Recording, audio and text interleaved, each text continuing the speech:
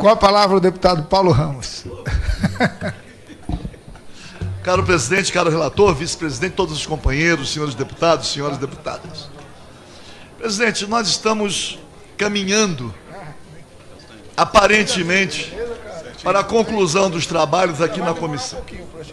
Logo que os debates foram iniciados, apresentado o primeiro relatório por parte do nosso relator, a deputada Gleisi Hoffmann fez uma questão de ordem sobre os requerimentos de informação que não foram respondidos.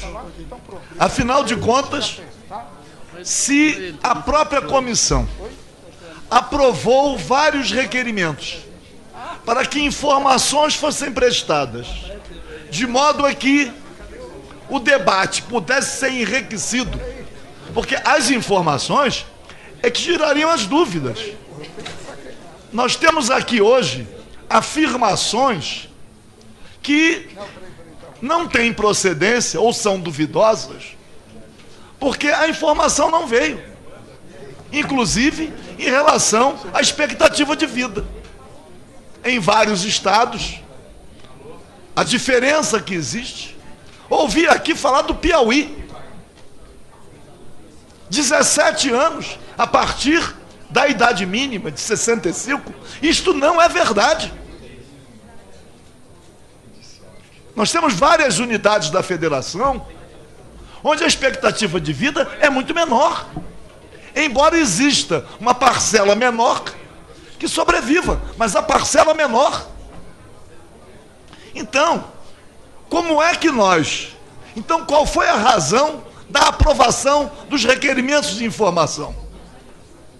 Se os requerimentos de informação não eram importantes, se as informações eram desnecessárias, qual a razão, então, da comissão ter aprovado vários requerimentos de informação?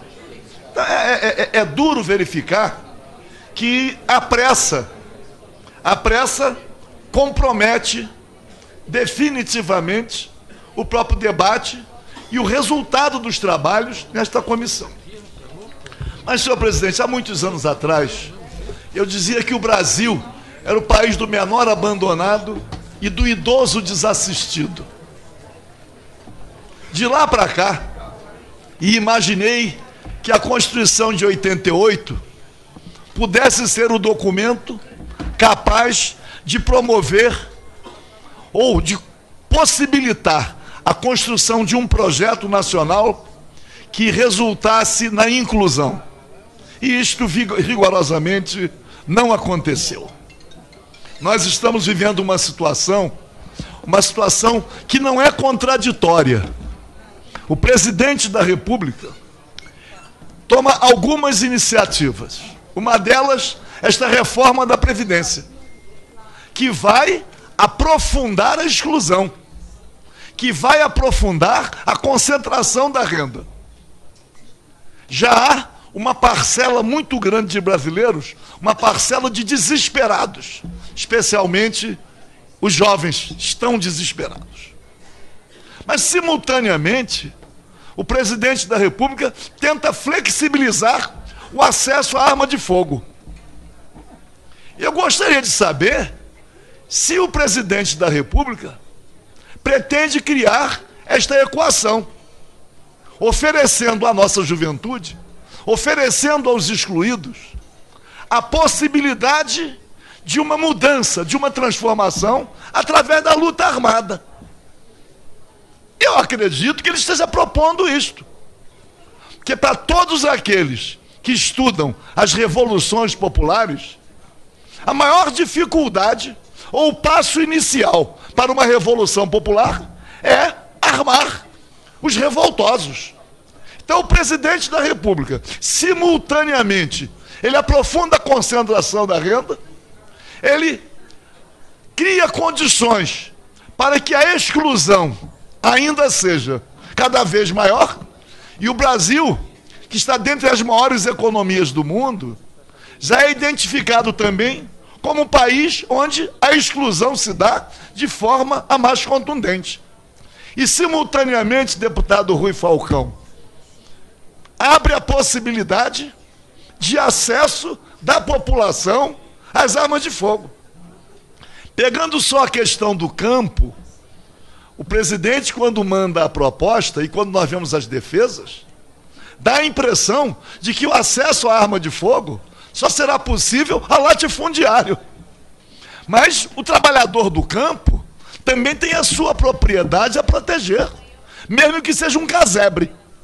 E ele também vai poder ter acesso à arma de fogo, para proteger a sua propriedade, ou para reivindicar a sua propriedade, reivindicar seus direitos. Eu vejo, e quero me dirigir ao relator, nosso relator trouxe, que nós estamos tratando da redução de danos, incorporou ao relatório algumas iniciativas em relação ao FAT, em relação aos bancos. Eu acredito, e acredito sinceramente, que a inteligência do relator vai possibilitar a ele analisar alguns outros pontos para a redução de danos. Ainda não quero dizer aqui nada de concreto, mas aqui nesta comissão, embora alguns reconheçam que houve avanços, mas a redução de danos para os menos favorecidos, a redução de danos foi muito pequena. Imaginar que vamos reduzir em 0,5% a contribuição previdenciária para aqueles que recebem os menores salários, mas simultaneamente aumenta a idade. Eles vão deixar de contribuir com R$5 por mês e vão ter que trabalhar mais 5 anos. E, aliás, de 15 também para 20 anos para aposentadoria mínima. Quer dizer, 5 anos de aumento do tempo e 0,5%, 0,5% para a redução da contribuição. Quer dizer, é uma situação de extrema injustiça, pô. Mas eu imagino que o debate se dá sem as informações necessárias. Quando eu disse aqui no início que o Brasil é o país do menor abandonado e do idoso desassistido, o ministro Paulo Guedes, quando esteve aqui, ou na documentação que distribuiu, ele mesmo reconhece isto. Só que ele quis dizer no documento que há muito mais menores na extrema pobreza do que idosos na extrema pobreza. Ele não quer enfrentar a extrema pobreza. De qualquer maneira, essa reforma, mesmo com a redução de danos, esta reforma só vai aprofundar a crise social. Não vai resolver o chamado problema de caixa do governo. Nós recebemos aqui, e esteve aqui na casa participando de vários debates, a reconhecida auditora fiscal Maria Lúcia Fattorelli. Ela esteve aqui. E ela trouxe informações, eu até requeri que as informações trazidas por ela fossem confirmadas ou desmentidas pelo ministro Paulo Guedes. E num documento que ela distribui, ela diz, primeiro, que num orçamento executado de 2018, no valor executado de 2 trilhões e pouco mais de 600 bilhões, 1 trilhão e 66 milhões foram destinados ao pagamento de juros e serviços da dívida. Isto não foi desmentido. Este dado é verdadeiro, onde ela diz que no caixa do Tesouro tem mais de 300 bilhões, ou que o Banco Central também detém algumas centenas de bilhões no seu caixa. Quando fala das reservas internacionais, acima de 400 bilhões de dólares, rendendo juros muito menores do que os juros que a banca cobra aqui no Brasil. Então, quando eu vejo, e até lamento muito, alguns deputados jovens, como um que me antecedeu, assumiram uma posição conservadora, de apoio claro ao grande capital, principalmente ao capital financeiro, eu me assusto. Porque sendo jovem, a gente sempre imagina que aquele sentimento de mudança, o desejo de transformação, que tudo isso esteja mais presente na juventude. Aí me surpreende. Como estivemos aqui, verificamos aqui, algumas mulheres defendendo a reforma da Previdência, com um discurso que eu nunca vi nenhuma mulher fazer.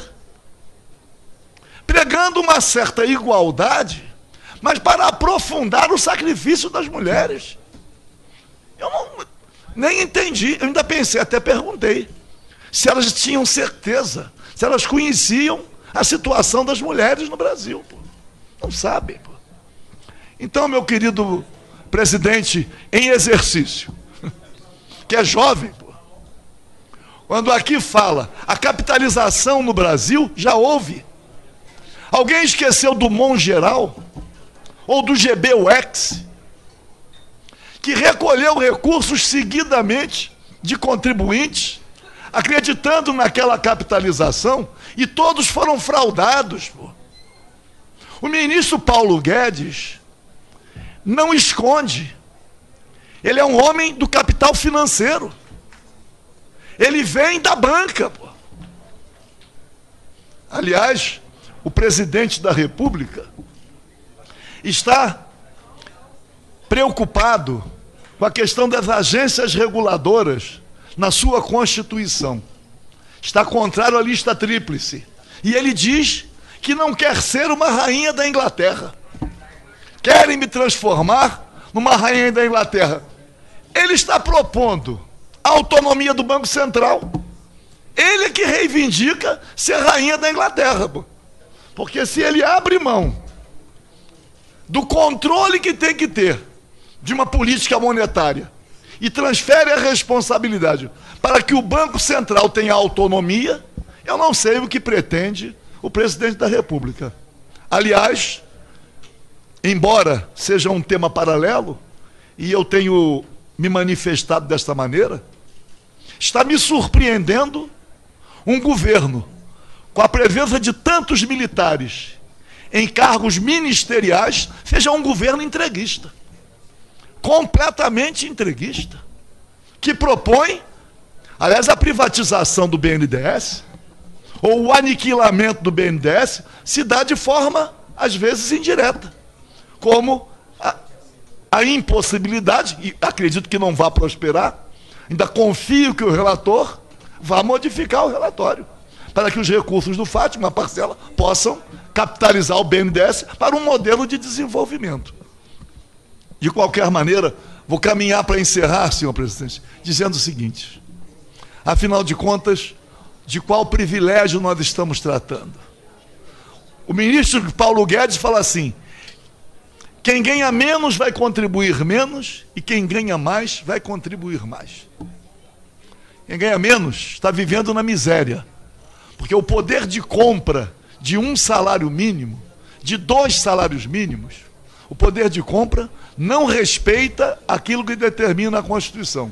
O salário mínimo é inconstitucional. Então eu quero concluir, senhor presidente, dizendo o seguinte: PDT vai votar contra essa reforma, aqui na comissão e no plenário. Nós vamos votar não. Nós não aceitamos esta reforma da Previdência. Nós não aceitamos o argumento de que o déficit previdenciário é o responsável pela tragédia nacional. Nós sabemos que não é. Aliás, o sistema previdenciário no Brasil, ele é praticamente assistencial. É ele que é assistencial. Quando fala Seguridade Social, saúde, assistência e previdência, a previdência também assiste, porque ela é destinada especialmente à parcela majoritária, quase que total, da classe trabalhadora, que recebe até 3 salários mínimos. É uma forma de assistência. De qualquer maneira, senhor presidente, estamos aqui caminhando para a conclusão dos trabalhos na comissão sem as informações que foram requeridas. É um absurdo, chega a ser, assim, uma irresponsabilidade que nós estejamos para concluir os trabalhos sem que os requerimentos de informação tenham sido respondidos. De qualquer maneira, senhor presidente, a gente, quando era mais novo, dizia: a luta continua. A luta continua. E espero que a alternativa de luta para o povo brasileiro não venha a ser a luta armada. Começa a duvidar disso, senhor presidente.